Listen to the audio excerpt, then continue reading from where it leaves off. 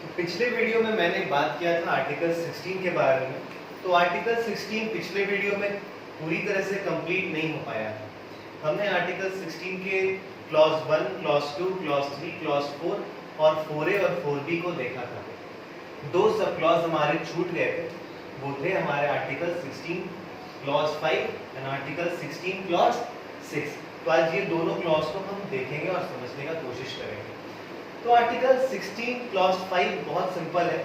ये कहता क्या है कि nothing in this article shall affect the operation of any law which provides that the incumbent of an office in connection with affairs of any religious or denominational institution। Basically अगर हम मतलब को बताएं तो ये है कि अगर आपके पास मान लीजिए कि कोई भी एक रिलीजियस संस्थान है, यहाँ पे मान लीजिए कोई भी एक ये रिलीजियस संस्थान है, ठीक है। और इस रिलीजियस संस्थान में इसके अंदर में क्या है, ऑफिस है, इसके अंदर एक ऑफिस है। तो अगर मान लीजिए ये जो रिलीजियस संस्थान है कुछ भी है और ये पर्टिकुलर धर्म का है, मान लीजिए कि अगर ये मुस्लिम धर्म का है, ये मुस्लिम धर्म का है, तो ये कहता है कि अगर इसके अंदर एक कोई ऑफिस है और उस ऑफिस के अंदर अगर आपको किसी को अपॉइंट करना है, तो ये जो रिलीजियस जो संस्थान है ये किसी भी ऑफिस में जिस मेंबर को अपॉइंट करेगी वो मेंबर इसी धर्म का हो, ये हो सकता है और कोई इसका विरोध नहीं करेगा। जैसे कि हमारे यहाँ वक्फ बोर्ड है, उस मुस्लिम समुदाय का वक्फ बोर्ड होता है, तो उसके अंदर बहुत सारे जो उसके ऑफिसर्स हैं, तो उसमें से सारे के सारे मुस्लिम्स लोग ही होते हैं, कोई हिंदू नहीं होता है। इसी तरह हिंदू के बहुत सारे ऐसे ऑफिसर्स हैं जहाँ पे सिर्फ हिंदू हैं। तो ये सारे चीज़ों को मतलब रिलीजियस और डिनोमिनेशनल इंस्टीट्यूशनल, रिलीजियस जो धर्म से रिलेटेड है और डिनोमिनेशनल जो संप्रदाय से रिलेटेड है, वैसे इंस्टीट्यूशन में कोई भी इनकम्बेंट ऑफिसर मतलब पदाधिकारी को हम कहते हैं इनकम्बेंट। तो ऐसे इंस्टीट्यूशन के अंदर अगर कोई ऑफिस है तो उसके अंदर अगर आप किसी को अपॉइंट कर रहे हैं तो आप उस धर्म के लोगों को अपॉइंट कर सकते हैं और कोई भी लॉ उस पर एक्शन नहीं लेगा। ये कहता है हमारा आर्टिकल 16 क्लॉज 5। बहुत सिंपल सा है, इसमें ज्यादा क्वेश्चन मेरे ख्याल से नहीं पूछते हैं, बहुत ही रेयर क्वेश्चन कभी आया होगा तो आता है। मेरे लिए इंपॉर्टेंट है आर्टिकल 16 का जो 6th क्लॉज है, जो रिसेंट में भी आया है और न्यूज़ में भी बहुत रिसेंट है, उसको समझना हमारे लिए काफ़ी ज़रूरी है। तो आप इसे नोट कर लीजिए, इसके बाद हम आर्टिकल 16 सब क्लॉज 6 के बारे में बात करते हैं। अब हम बात करेंगे आर्टिकल 16 क्लॉज 6 के बारे में बात करेंगे। तो ये कैसे आया, तो इसे लाने के लिए हमें कॉन्स्टिट्यूशन में अमेंडमेंट करना पड़ा था। तो ये 103rd कॉन्स्टिट्यूशनल अमेंडमेंट एक्ट के थ्रू ये इसे इंसर्ट किया गया था कॉन्स्टिट्यूशन में। और ये जिस बिल के थ्रू ये आया था, उस बिल का नंबर था 124। तो ये पीसीएस एग्जामिनेशन के लिए थोड़ा इंपॉर्टेंट हो जाता है कि कौन से बिल नंबर से इसे इंट्रोड्यूस किया गया था। तो वो था 124th कॉन्स्टिट्यूशनल अमेंडमेंट बिल। और किस कॉन्स्टिट्यूशनल अमेंडमेंट एक्ट से आया था, इंसर्ट किया गया था, तो ये 103rd कॉन्स्टिट्यूशनल अमेंडमेंट एक्ट के थ्रू इंसर्ट किया गया था। तो ये कहता क्या था, इसके प्रोविजंस क्या थे? ये कहता था कि ये 10% रिजर्वेशन प्रोवाइड करेगा, 10% रिजर्वेशन प्रोवाइड करेगा। किन्हें प्रोवाइड करेगा?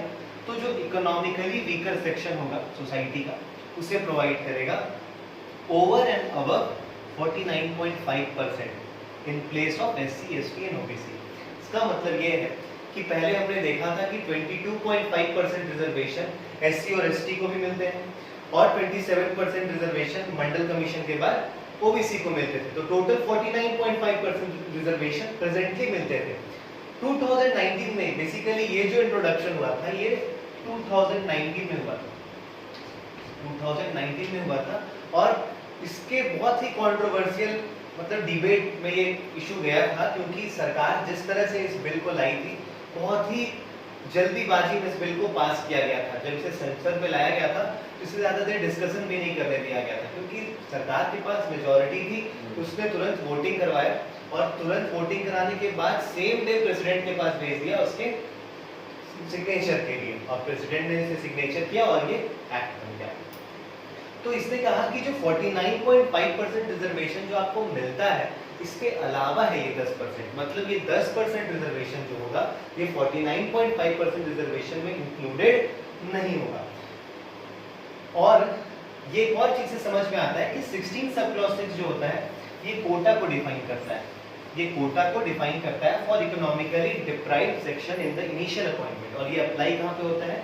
इनिशियल अपॉइंटमेंट्स में होता है, यानी कि ये प्रमोशंस में अप्लाई नहीं होता है। क्योंकि अगर आपको प्रमोशंस में अप्लाई करना होता तो आर्टिकल 16(4)A में भी आपको अमेंडमेंट करना पड़ता है, क्योंकि वो प्रमोशन सिर्फ एससी और एसटी के लिए लिखता है, तो वहां पे कोई अमेंडमेंट हुआ नहीं, तो इसका मतलब है ये सिर्फ इनिशियल अपॉइंटमेंट्स के लिए ही वैलिड है।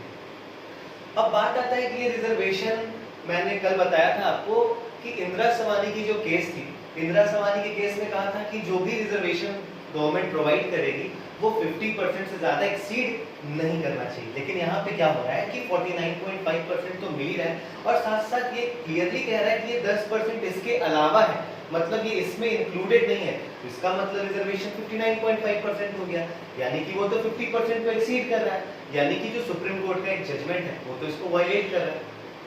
और इसमें कंट्रोवर्शियल इश्यूज क्या आए थे कि इसने कहा कि ये जो 10% कोटा जो आपको दिया जाएगा ये आपको एजुकेशनल इंस्टीट्यूशंस में भी दिया जाएगा। मतलब अगर आपको किसी को किसी एजुकेशनल इंस्टीट्यूशन में एडमिशन कराना है तो वहां पे भी ईडब्ल्यूएस का 10% कोटा दिया जाएगा।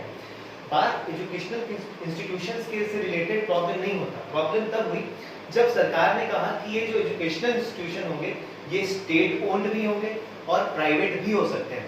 तो प्राइवेट वालों ने कहा कि ये तो हमारे फंडामेंटल राइट्स का वायलेशन है, मेरा मन करेगा हम जिसे एडमिशन ले नहीं ले। और क्योंकि प्राइवेट ऑर्गेनाइजेशन जो काम करती है वो अपने प्योरली बिजनेस के लिए काम करती है, अपने प्रॉफिट के लिए काम करती है, उसे डेवलपमेंट से उतना ज्यादा मतलब नहीं होता। डेवलपमेंट अगर हम बात करें तो स्टेट की एक तरह से ज्यादा रिस्पॉन्सिबिलिटी आ जाती है।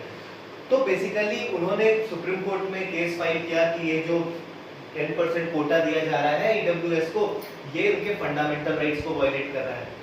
कुछ पिटीशंस इस बहाने भी आए कि ये 50% रिजर्वेशन को एक्सीड कर रहा है, तो सुप्रीम कोर्ट में इस बहाने भी केस किया। तो बहुत सारे पिटीशन सुप्रीम कोर्ट में पेंडिंग है अभी भी, मतलब सुप्रीम कोर्ट ने एक्सेप्ट किया है और अभी भी इसका केस चल ही रहा है कि आखिरकार ये वैलिड है या नहीं वैलिड है। लेकिन उससे इंपॉर्टेंट हमारे लिए ये है कि अभी फिलहाल तो ये अप्लाइड है, ये अभी तो चल ही रहा है।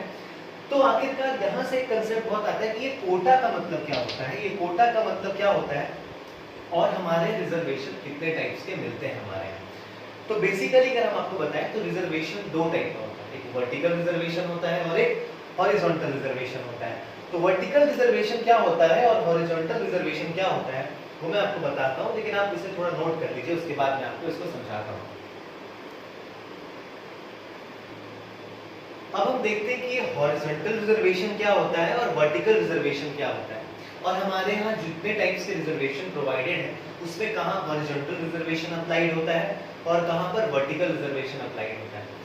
तो देखिए हॉरिजॉन्टल रिजर्वेशन का अगर मतलब अगर हम ये करें तो हॉरिजॉन्टल रिजर्वेशन क्या होता है इसको थोड़ा ध्यान से समझिएगा कि अगर मान लीजिए कि हमारे यहाँ जो रिजर्वेशन है वो 22.5% रिजर्वेशन है, किसके लिए? एससी और एसटी के लिए रिजर्वेशन, और 27% रिजर्वेशन किसके लिए? ओबीसी के लिए, और 10% रिजर्वेशन हम किसे देते हैं? ईडब्ल्यूएस कोटा के थ्रू देते हैं। ठीक है, तो ओवरऑल अगर रिजर्वेशन देखें तो ये आपका कितना हो जाता है? लगभग 59.5%, 60% आप मान लीजिए। तो रेस्ट कितना बचता है? ये क्या है? रिजर्व। ये क्या है? रिजर्व है। तो बचा कितना? लगभग 40.5%। तो ये जो रिजर्वेशन है ये किस में आ गया? ये जनरल आ गया, ये जनरल। अब देखिए ध्यान से कि हॉरिजॉन्टल रिजर्वेशन में क्या होता है कि मान लीजिए कि अगर आपके पास ये रिजर्वेशन पॉलिसी है हमारे पास, और अगर आपके पास 100 सीटें हैं, 100 सीटें हैं, तो 100 में 22.5 सीटें तो ये एससी एसटी के लिए रिजर्व होंगी, 27 तो ओबीसी के लिए रिजर्व हो जाएंगी, 10 आपका ईडब्ल्यूएस के लिए रिजर्व हो जाएगा, और ये अब ये जो बचता है, ये जो 40% लगभग जो आपके पास बचा, ये जो 40% आपके पास लगभग बचा है, ये जनरल के लिए रिजर्व हो जाता है। इसका मतलब ये है कि 100 सीटों में 27 सीटें ओबीसी वाले आएंगे, 22.5 सीटें लगभग एससी और एसटी वाले आएंगे, और 10 सीटें किसे मिलेंगी? ईडब्ल्यूएस कोटा को मिलेगा। अब ये ईडब्ल्यूएस कोटा फिलहाल जो प्रोविजन है हमारा वो हायर कास्ट के लिए नहीं है। जैसे कि पीवी नरसिम्हा राव ने जो 10% कोटा लाया था वो हायर कास्ट के लिए लाया था, जो हायर कास्ट में जो इकोनॉमिकली वीकर सेक्शन है उसके लिए। लेकिन ये 10% कोटा जो आर्टिकल 16 क्लॉज 6 में जो मेंशन है ये कहता है कि any weaker section of the society. तो any weaker section of the society कहने का मतलब हुआ कि उसमें सारे के सारे कास्ट आ जाते हैं, कोई भी आ सकता है उसके अंदर जो भी ईडब्ल्यूएस क्राइटेरिया को फुलफिल करता है। तो 10 सीटें तो ये ले जाएंगे, तो जो बचा 40% सीट वो क्या हो जाएगा, जनरल सामान्य कोटा वाले। लेकिन अब हॉरिजॉन्टल रिजर्वेशन में क्या होता है कि ये 40 वाले पे इधर वाले बच्चे नहीं आएंगे, 40 वाले पे ये इधर वाले बच्चे नहीं आएंगे। इसका मतलब है कि ये जो 40% होगा इस पर सिर्फ कौन अप्लाई करेगा, जनरल वाले। इसका मतलब ये है कि हमने जनरल के लिए भी एक कोटा फिक्स कर दिया कि तुम 40% पे तुम लड़ोगे। मतलब समझिए बात को कि अगर मैं जनरल हूं तो मुझे पता है कि मेरे लिए 40% सीट रिजर्व है। मतलब मैं बाकी ये 60% पे फाइट नहीं कर सकता हूं, लेकिन वो 40% मेरी है। वो प्योर सिर्फ जनरल वाले ही उसमें फुलफिल किए जाएंगे, उस पे कोई एससी, एसटी, ओबीसी या ईडब्ल्यूएस कोटा वाला उस पे नहीं आएगा। तो ये एक तरह का हॉरिजॉन्टल रिजर्वेशन हो गया। अभी मैं नहीं बता रहा हूँ कि हमारे यहाँ क्या फॉलो होता है, ये मैंने नहीं बताया, ये बस मैं आपको समझा रहा हूँ कि हॉरिजॉन्टल रिजर्वेशन क्या होता है और वर्टिकल। तो आपने जब हॉरिजॉन्टल रिजर्वेशन में क्या किया, जनरल के लिए भी एक कोटा फिक्स कर दिया। ये क्या हो गया, एक तरह का कोटा फिक्स हो गया। जनरल के लिए क्या हुआ, कोटा फिक्स हो गया। जनरल के लिए आपने क्या किया, कोटा फिक्स कर दिया। लेकिन वर्टिकल रिजर्वेशन में क्या होता है, वर्टिकल रिजर्वेशन में क्या होता है, वर्टिकल रिजर्वेशन में हम ये कहते हैं कि हम कोटा फिक्स नहीं करते हैं इनके लिए। यहाँ पे बस एक चेंज आता है, ये सारे के सारे ये तीनों चीज यहाँ पे भी सेम रहते हैं, यहाँ पे भी सेम रहते हैं। लेकिन ये जो 40% सीट यहाँ बच जाता है इसे हम जनरल नहीं कह के क्या कह देते हैं, अनरिजर्व्ड। इसे क्या कह देते हैं, अनरिजर्व्ड। तो कभी भी आप अगर किसी एप्लीकेशन को भरते हैं, कोई भी फॉर्म आता है तो उसमें कभी जनरल सीट्स वहां नहीं लिखा रहता है, वहां पे अनरिजर्व्ड सीट्स लिखा रहता है। इसका मतलब है कि ये 40 जो है वो अनरिजर्व्ड है, मतलब वो किसी के लिए रिजर्व नहीं है, उस पे कोई भी बच्चा आके फाइट कर सकता है, चाहे वो एससी का हो, चाहे वो ओबीसी का हो, चाहे वो एसटी का हो, चाहे वो ईडब्ल्यूएस का हो। मतलब इससे एक चीज तो समझ में आता है कि ये जो 40 जो बचता है ये कंप्लीटली मेरिट बेस्ड है। ये कंप्लीटली क्या है, मेरिट बेस्ड है, कंप्लीटली मेरिट बेस्ड है। यानी कि ये जो 40% सीट जो बचा, जिसे कभी कभी हम कह देते हैं कि ये जो सामान्य वर्ग के लिए 40%, वो सामान्य वर्ग नहीं है, वो अनरिजर्व है। मतलब उसमें किसी के लिए कोई आरक्षित नहीं है, उस पर कोई भी बच्चा आके सीट ऑक्यूपाई कर सकता है। जैसे कि मान लीजिए कि एससी का कोई बच्चा जनरल के कट ऑफ से कोई भी एग्जामिनेशन को क्लियर करता है तो उसके रिजर्वेशन को काउंट नहीं किया जाएगा, मतलब उसे रिजर्वेशन का फायदा नहीं मिलेगा। वो किसके थ्रू आएगा, 40 के थ्रू आएगा, मतलब वो मेरिट के थ्रू आया है। और जो एक बच्चा बच गया, जो जैसे कि मान लीजिए एससी का इसमें जब आ गया तो दूसरा एससी जो उससे कम मार्क्स का होगा वो उसके सीट पे जाके उसको फुलफिल कर देगा, मतलब उसको जाके उसके खाली स्थान को भर देगा। तो बेसिक डिफरेंस क्या है कि यहाँ पे 40% हॉरिजॉन्टल में भी क्या हो जाता है, फिक्स हो जाता है। जनरल के लिए, वो जनरल के लिए फिक्स हो जाता है जिसपे ये सारे नहीं फाइट कर सकते हैं। लेकिन यहाँ पे जो 40% है ये अनरिजर्व होता है, इस पे कोई भी आकर के फाइट कर सकता है, मतलब ये एक तरह से मेरिट बेस्ड हो गया। अब हमारे यहाँ जो रिजर्वेशन मिलता है, हमारे रिजर्वेशन किसे किसे मिलता है, हमारे यहाँ रिजर्वेशन एससी को मिलता है, एसटी को मिलता है, ओबीसी को मिलता है, विमेन को मिलता है और हैंडीकैप को मिलता है। बेसिकली यही 5 अगर हम बात करें मुख्यतः, और ईडब्ल्यूएस को मिलता है, ये 6 है। तो हमारे यहाँ जो रिजर्वेशन मिलता है एससी एसटी और ओबीसी को, ये वर्टिकल रिजर्वेशन के अकॉर्डिंग मिलता है, ये वर्टिकल रिजर्वेशन के अकॉर्डिंग मिलता है।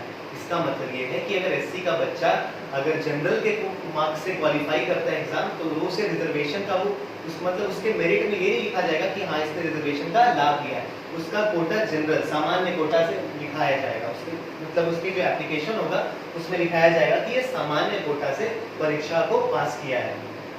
इसका मतलब क्या है कि एससी का बच्चा अपने कैटेगरी से छलांग मार करके जनरल के कैटेगरी में जा रहा है, तो जब कोई छलांग मारेगा तो छलांग वर्टिकली छलांग मारा जाएगा, तो इसीलिए इसे वर्टिकल रिजर्वेशन कहा जाता है। इसलिए क्या कहा जाता है, वर्टिकल रिजर्वेशन। मतलब एक व्यक्ति छलांग मार के ऊपर के पायदान पे पहुंच सकता है, मतलब ऊपर के पायदान मतलब मेरिट के थ्रू जॉब को पा सकता है, तो वो होता है वर्टिकल रिजर्वेशन। तो एससी, एसटी और ओबीसी जो रिजर्वेशन मिलता है, जो आर्टिकल 16 देता है इन्हें रिजर्वेशन, जो आर्टिकल 16 जो इन्हें बेसिकली रिजर्वेशन प्रोवाइड करता है और आर्टिकल 15 प्रोवाइड करता है, वो वर्टिकल रिजर्वेशन के अकॉर्डिंग प्रोवाइड होता है। और जो हमारे यहाँ विमेन को रिजर्वेशन मिलता है, जो विमेन को रिजर्वेशन मिलता है, जो फिजिकली हैंडीकैप्ड को जो रिजर्वेशन मिलता है, और ये ईडब्ल्यूएस कोटा जो होता है, ये हॉरिजॉन्टल रिजर्वेशन होता है। मतलब इतना कोटा आपका क्या है, फिक्स है, मतलब इतना आपको भरना है। जैसे कि मैं आपको समझाता हूँ, यानी कि हॉरिजॉन्टल रिजर्वेशन किसे किसे मिलता है, विमेन को मिलता है, और फिजिकली हैंडीकैप्ड को मिलता है, और ईडब्ल्यूएस को मिलता है। तो कभी कभी क्वेश्चन स्टेटमेंट वाइज भी आ जाता है कि किन्हें हॉरिजॉन्टल रिजर्वेशन का फायदा मिलता है और किन्हें वर्टिकल रिजर्वेशन का फायदा मिलता है। तो इसे ध्यान रखिएगा। अब इसको समझते हैं कि हॉरिजॉन्टल रिजर्वेशन और वर्टिकल रिजर्वेशन में कभी कभी क्या हो जाता है, मतभेद हो जाता है। जैसे कि इसको समझाने के लिए मैं आपको समझाता हूँ ये कैसे होता है।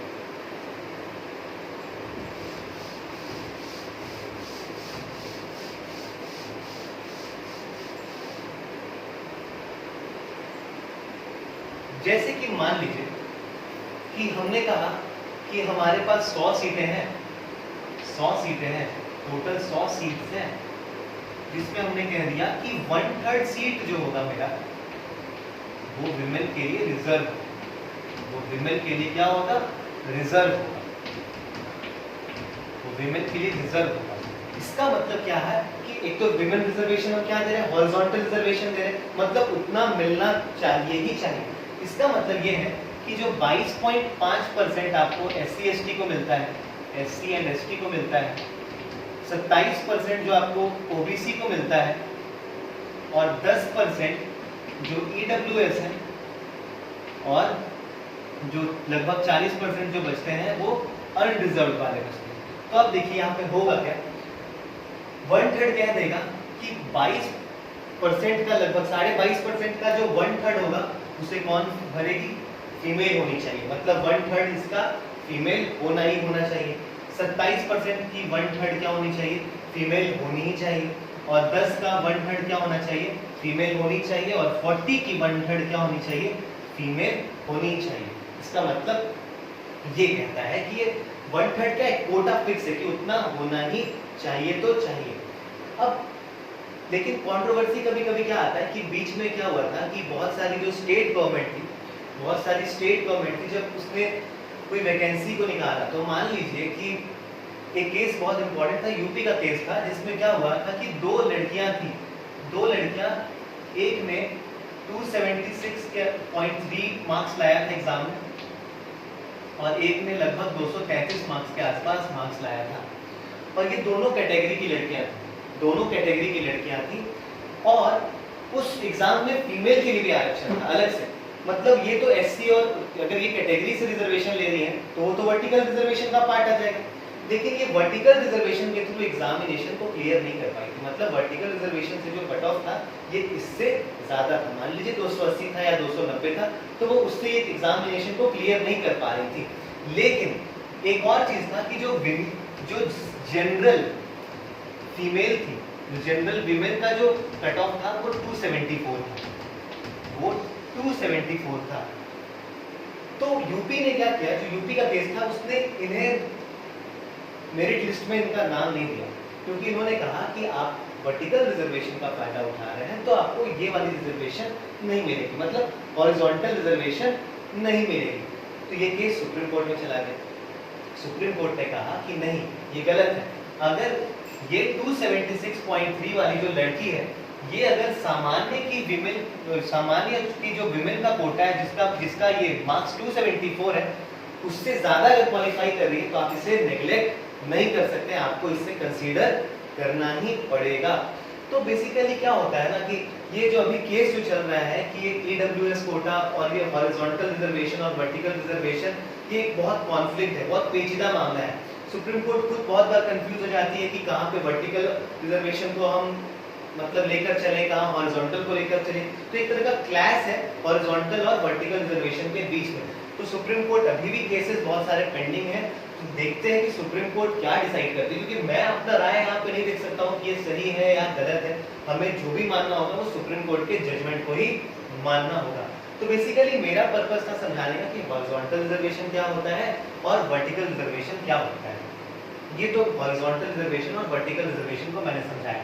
थोड़ी अगर और बात करें ईडब्ल्यूएस कोटा की, तो ईडब्ल्यूएस कोटा में बहुत सारे क्राइटेरिया होते हैं। जैसे कि अगर आप किसी को कह रहे हैं कि कोई इकोनॉमिकली वीकर सेक्शन है, तो आप कैसे कहेंगे कि वो इकोनॉमिकली वीकर सेक्शन है? आप किस पैरामीटर पे, किस तथ्य पे डिसाइड करेंगे कि हाँ वो इकोनॉमिकली सक्षम नहीं है? तो सरकार ने कुछ कुछ गाइडलाइंस लाई, जिसे बताया कि अगर ये कंडीशन को ये फॉलो करता है तो हाँ ये इकोनॉमिकली वीकर सेक्शन में आएगा, अगर नहीं करता है तो वो जनरल सामान्य के वर्ग में आएगा। जैसे कि इसमें बहुत सारा प्रोविजन है, जैसे कि किसी का आय 8 लाख से कम है तो वो ईडब्ल्यूएस कोटा में आ सकता है, लेकिन सिर्फ 8 लाख नहीं, इसके अलावा और भी प्रोविजंस हैं।